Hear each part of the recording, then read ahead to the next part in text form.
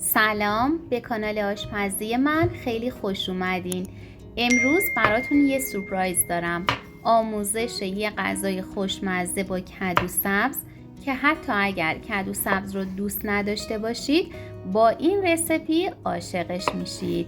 2 عدد کدو سبز رو بعد از اینکه سر و تهش رو جدا کردم این شکلی به صورت مکعبی خردش میکنم.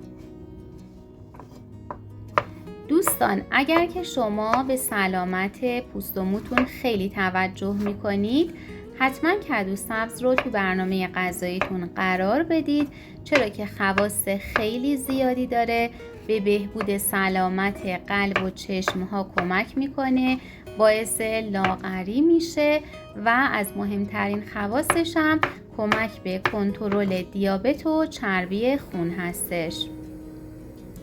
داخل تابه مقداری روغن میریزم. من از روغن زیتون استفاده کردم. کدو سبزهایی رو که به شکل مکعبی خرد کردم داخل تابه روغن میریزم و روی حرارت ملایم تفت میدم.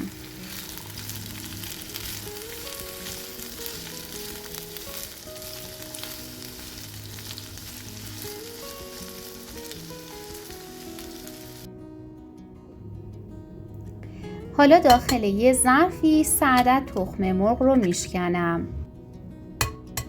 دوست عزیزم برای من خیلی جالبه که بدونم از کدوم شهر یا کشور ویدیوی من رو تماشا میکنی. خوشحال میشم توی کامنت برام بنویسی. با همزن دستی هم میزنم تا اینکه تخم مرغ ها از حالت لختگی بیرون بیان. مقداری نمک، فلفل سیاه و 2 قاشق غذاخوری ماست اضافه می کنم و با همزن دستی خوب مخلوط می کنم.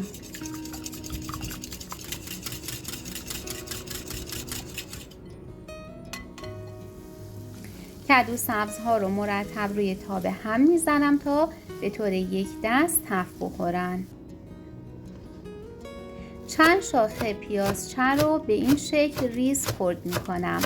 من فقط از قسمت سبز رنگ پیازچه ها استفاده کردم.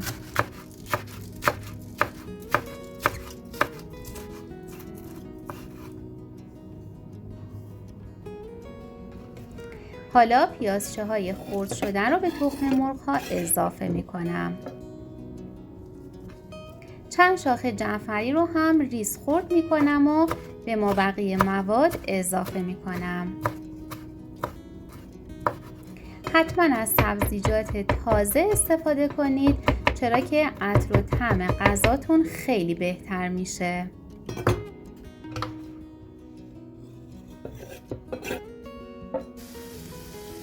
به کدو سبزها مقداری نمک اضافه می کنم و مخلوط می کنم.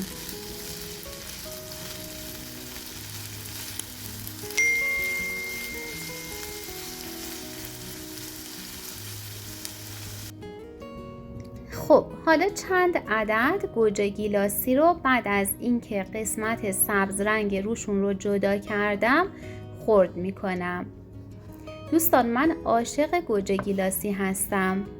ارزش غذایی گوجه گیلاسی و گوجه فرنگی کاملا مشابهه، فقط اینکه میزان آنتی اکسیدان ها توی گوجه گیلاسی خیلی بیشتر از گوجه فرنگی هستش. اگر از گوجه فرنگی استفاده کردید اون رو به صورت نگینی خرد کنید. گوجه گیلاسی های خرد شده رو هم به مابقی مواد اضافه می کنم و حالا با هم مخلوط می کنم.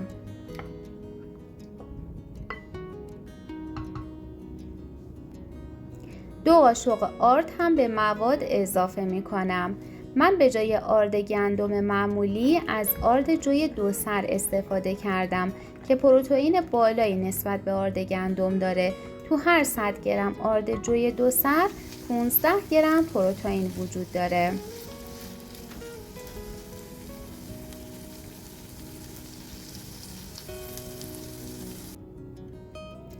در آخر هم 1 حبه سیر رو روی مواد رنده می کنم.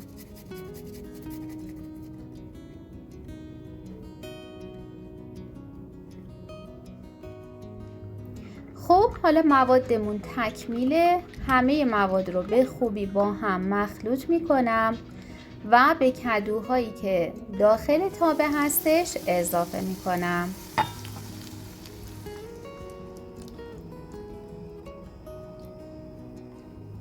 مواد رو به طور یک دست داخل تابه پخش میکنم و بعد در تابه رو میذارم تا اینکه خوب پخته بشه. بعد از اینکه موادمون داخل تابه خودش رو گرفت، میتونید مثل من برای روی غذاتون از پنیر پیتزا و مقداری پیازچه خرد شده استفاده کنید. در تابه رو میذارم تا اینکه پنیر پیتزا هم ببنده. خب دیگه غذامون آماده است. از روی حرارت برمیدارم.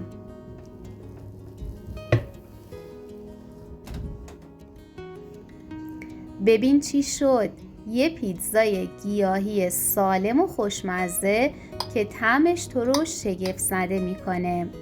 پیشنهاد میکنم حتما این غذای خوشمزه رو درست کنید و اگر دوست داشتین نظرتون رو داخل کامنت برام بنویسید. خیلی ممنونم از اینکه تا پایان این ویدئو با من همراه بودید. اگر این آموزش رو دوست داشتین خوشحال میشم ویدئو رو لایک کنید و برای دیدن آموزش‌های بیشتر کانال آشپزی من رو سابسکرایب کنید. سپاسگزارم.